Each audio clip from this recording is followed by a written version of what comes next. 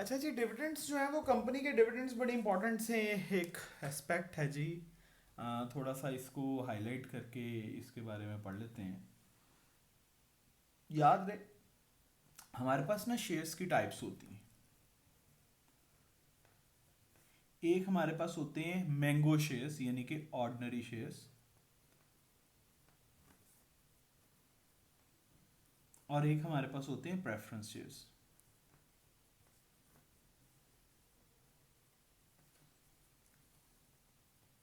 यार ordinary shares जो है ना वो कंपनी के रियल ऑनर्स हैं। रियल ऑनर्स उनको कहते हैं जो एनुअल जनरल मीटिंग में वोट करते हैं। और जी, इनको डिविडेंड जो है वो प्रॉफिट्स, डिविडेंड्स डिपेंड करते हैं ऑन प्रॉफिट्स। मतलब इनका डिविडेंड वेरिएबल डिविडेंड होता है। प्रेफरेंस शेयर्स जो है वो नो नो वोटिंग, इनको कोई राइट नहीं है वोटिंग का, और बेटे इनको फिक्स डिविडेंड मिलता है। आगे थ्योरी वाली वीडियो में तो मैं बता ही रहा हूँ, सो मैं इसमें ज़्यादा डिटेल में नहीं जाना चाहता। मैं ऑर्डिनरी शेयर्स के डिविडेंड्स की बात करने लगूँ। बेटे डिविडेंड्स की दो टाइप्स हैं। कुछ कंपनीज जैसे पाकिस्तान में जितनी भी कंपनीज लिस्टेड हैं जिनका स्टॉक एक्सचेंज में शेयर्स ट्रेड होता है, उनको साल में इंटरम डिविडेंड भी पे करना पड़ता है। Interim dividend, interim dividend is the dividend paid by the company with in the year. आप समझ लें साल के दरमियान में जो डिविडेंड पे करती है company, that dividend is interim dividend. So banks को तो चार चार डिविडेंड भी पे करने पड़ते हैं जी। मैं तो इंटरम डिविडेंड की बात कर रहा हूँ जो आपके कोर्स में है, कि वो डिविडेंड जो हम विद इन ईयर पे करते हैं, दैट इज इंटरम डिविडेंड। एक और डिविडेंड होता है दैट इज फाइनल डिविडेंड।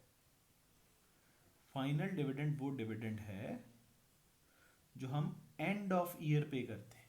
बिल्कुल एंड ऑफ ईयर पे जो डिविडेंड हम पे करते हैं, that dividend is final dividend. अब बेटे होता क्या है, आपका ईयर सपोज स्टार्ट हुआ 1 जनवरी को, ख़त्म कब हुआ, 31 दिसंबर को। तो इसके कुछ टाइम के बाद लेट सपोज हम अज्यूम कर लेते हैं 31 मार्च को एनुअल जनरल मीटिंग होती है। एनुअल जनरल मीटिंग में शेयर होल्डर्स जो हैं, शेयर होल्डर्स डिविडेंड को अप्रूव करते हैं। डिविडेंड को क्या करते हैं, अप्रूवल करते हैं। यहाँ पे जो डिविडेंड होता है, डायरेक्टर्स जो हैं वो डिविडेंड को सजेस्ट करते हैं। डायरेक्टर्स, हमेशा याद रहे, ऑर्डिनरी शेयर होल्डर्स का डिविडेंड्स डिसाइड डायरेक्टर्स करते हैं, अप्रूव शेयर होल्डर्स करते हैं। ये जो डिविडेंड्स हैं decided by directors, approved by shareholders at annual general meeting. अब थोड़ा सा जरा सिचुएशन को चेक करें कि डिविडेंड सजेस्ट किया हुआ है, और वो डिविडेंड जो सजेस्ट किया होता है उसको हम प्रोपोज्ड डिविडेंड बोलते हैं।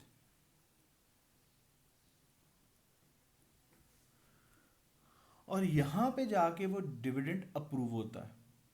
अब मसला ये है कि मैंने तो ईयर एंड यहां कर दिया हुआ है, ईयर तो यहां खत्म हो चुका है, डिविडेंड अप्रूवल यहां हो रही है। 31 मार्च को अप्रूवल हो रही है तो कम से कम 1 अप्रैल को ही पे करोगे ना। अब 31 मार्च की अप्रूवल के बाद कोई टाइम मशीन में बैठ के वापस तो नहीं आ सकते। 31 मार्च को अगर तुम्हें डिविडेंड पे करने की अप्रूवल मिल रही है तो तुम उससे अगले दिन ही पे करोगे ना, तो पेड वाला काम तो 1 अप्रैल में हो गया। आप यहां तक इस ईयर एंड पे अगर इस डिविडेंड को लिख भी सकते थे तो आप इसको लायबिलिटी लिख सकते थे कि यार डिविडेंड पे करेंगे, क्योंकि पे तो नहीं किया ना, पे तो 1 अप्रैल को हो रहा है। क्योंकि जब तक अप्रूवल नहीं मिलेगी शेयर होल्डर्स से, annual general meeting year and के बाद होनी है, ये इससे पहले हो नहीं सकती। प्रॉफिट्स यहाँ पे निकले, इस दौरान ही ऑडिट हुआ, और जाके 31 मार्च को एनुअल जनरल मीटिंग में शेयर होल्डर्स ने सालाना अमूमी इज्तमा किया, उस पर उन्होंने डिविडेंड्स को अप्रूव किया। अप्रूव करने के बाद 1 अप्रैल को वो डिविडेंड हमने पे कर दिए। डिविडेंड पे हो रहे हैं 1 अप्रैल को, मेरा ईयर एंड हो रहा है 31 दिसंबर को। मैं इस डिविडेंड को ज़्यादा से ज़्यादा ये कर सकता था कि अपनी लायबिलिटी लिख लेता, लेकिन याद रहे IAS 1 और IAS 10 अब इसको लायबिलिटी नहीं लिखते। वो कहते हैं कि ये जो इस साल का डिविडेंड है, जो सजेस्टेड या प्रपोज डिविडेंड है, वो अगले साल जाएगा। इस साल में ना हम उसको लायबिलिटी लिखेंगे, और पेड तो है ही नहीं, पेड तो हुई 1 अप्रैल को रहा है, तो हम उसको लायबिलिटी नहीं लिखेंगे। बेटे इसकी रीज़न क्या है कि कंपनी अपने ही शेयर होल्डर्स, कंपनी और कंपनी के मालिक हैं तो एक ही ना, तो कंपनी के मालिक अपने नाम से कोई लायबिलिटी तो नहीं जनरेट कर सकते ना। मतलब आप में से कोई कह सकता है कि यार मैंने 2 लाख लेने हैं, किससे? खुद से। मैंने 5 लाख देना है, किसको? खुद को।